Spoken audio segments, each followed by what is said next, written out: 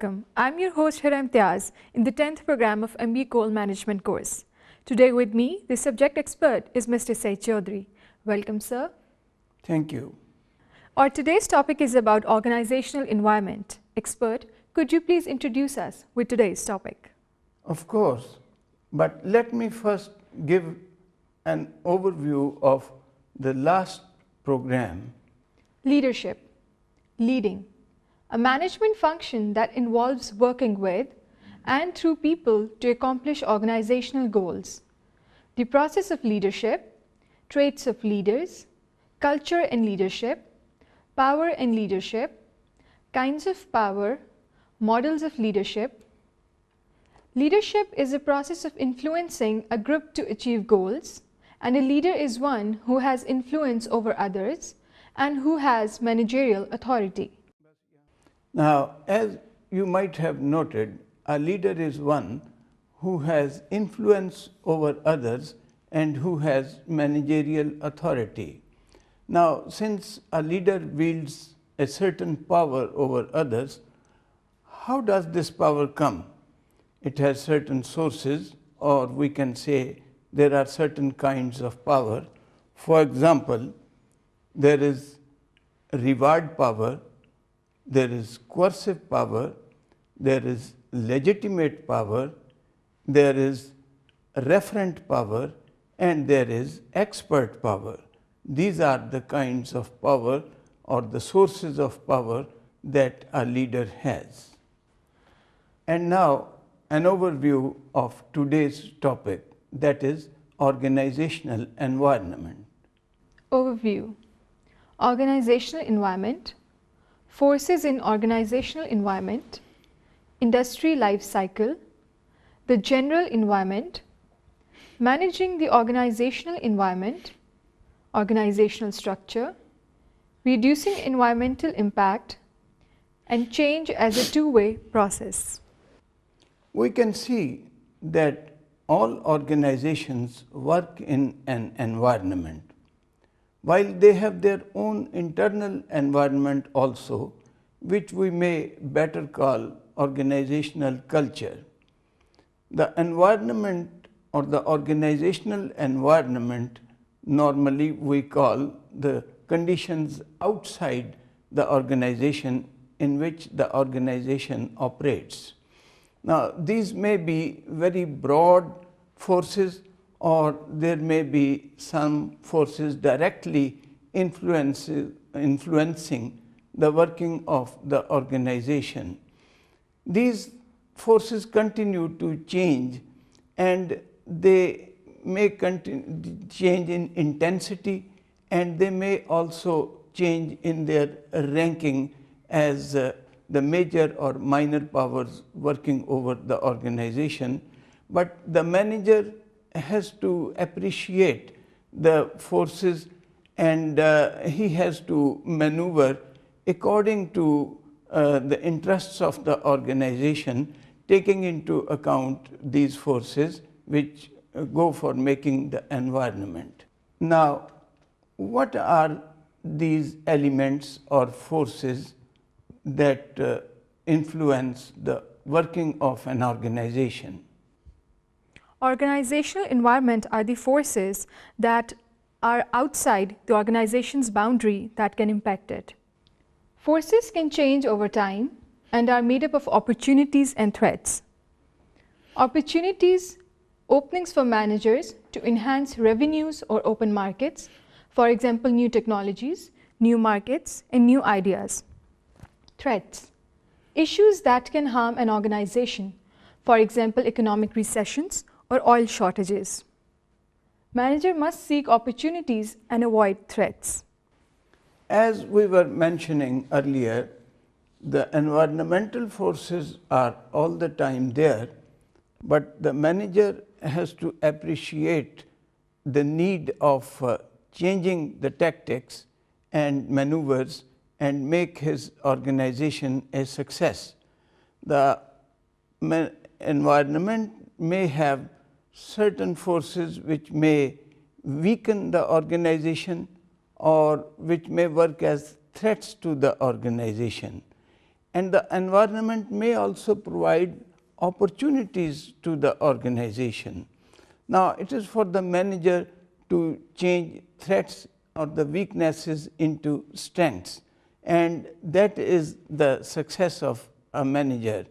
He has to have a quick but detailed view of the environment all the time, and he has to develop his policy accordingly, also taking into account the internal conditions or the culture of the organization.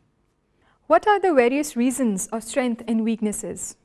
The reasons are many, and we'll be studying them in some detail, but in brief, these could be new technologies, new markets, new competitors, the suppliers, the distributors, and the buyers or the customers. So there are a number of elements that go for making these forces or that weaken or strengthen these forces, which we call business environment. How can we further explain these forces with the help of this visual on the screen?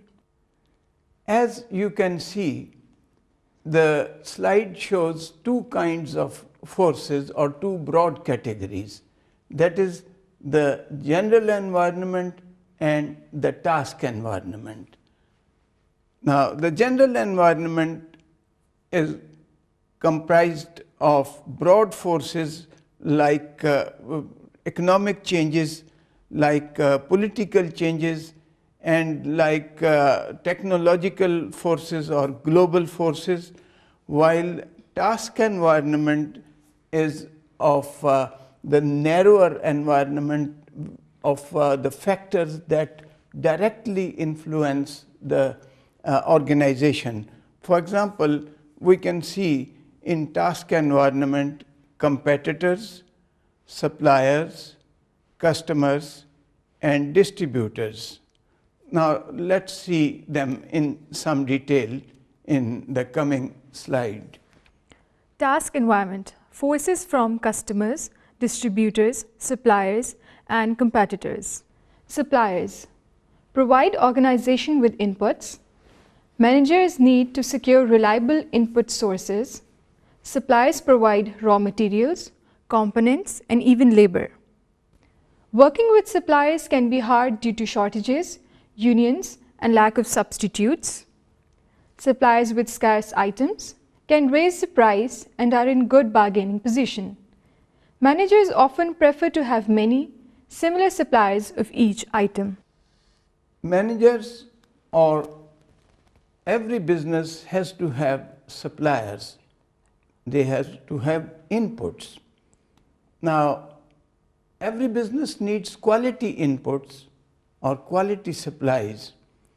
While there may be problems at the end of suppliers, still every manager would like that he has good suppliers, that is, who can supply quality, and if he is observing just-in-time inventory system, it is all the more necessary that the supplier should also be in time. They should be ISO certified and they should be prompt in responding to supplies or sometimes change of supplies. So there has to be a good relationship between the business and its suppliers. The suppliers could be also the major direct suppliers, or they could have their own subcontractors. The manager must have good relations with the suppliers, and he must also be cognizant of the fact whether they are the direct suppliers or they have their own subcontractors and vendors, because all the time the manager has to be watchful of the quality, and he also has to note whether or not there are any problems at supplier's end. For example, sometimes there is workers' strife and therefore the supplies cannot be in time. Similarly, there could be price hikes and sudden changes in price which could create problems for the managers and similar other problems. So, that is the aspect of suppliers which is a major part of task environment. Now, at the other end there are distributors also. What are the distributors and what are their role and how important they are in the task environment? Distributors are the organization that help others to sell goods. Computer manufacturers first used special computer stores to sell their computers, but later sold through discount stores to reduce costs. Some distributors like Walmart have strong bargaining power. They can threaten not to carry your product. Distributors, as the word shows, distribute the product of the manufacturer or the wholesaler.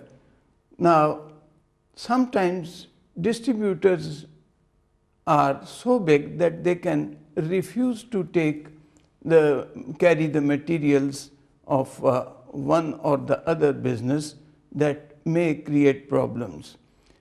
And sometimes the manufacturers like to distribute themselves, as once Compaq Computers did, but they used their own stores and warehouses and tried to have their own distribution system, but it did not prove cost effective. And mostly the manufacturers now use other distributors' services and warehousing, and thus avoid another management spread in distribution and logistics. So, this is where the manager's role comes. He has to decide whether he will use other distributors or they will have their own distribution system. If they have other distributors, then what are the status of those distributors and how do they behave and what is their system, how efficient it is. From here, we can go to the third important element of task environment, that is customers. Customers are people who buy the goods. Usually there are several groups of customers. For computers, as also with many other products, there are businesses, home and government buyers. Customers could be big, medium or small. They have their own rating in credit standing also. Some customers pay in cash, others avail of credit. Sometimes some of them have high credit rating while others do not have a good credit standing. So, the managers have to decide how would they deal with all these customers. But customers are essential part of the business also. Obviously, there would be no selling without customers. And in total quality management science, we say customer is the king, and customer satisfaction holds a prime place in business. So, this is where the manager's role comes, and he has to decide how to deal with all sorts of customers so that their level of satisfaction remains high. They have no complaints from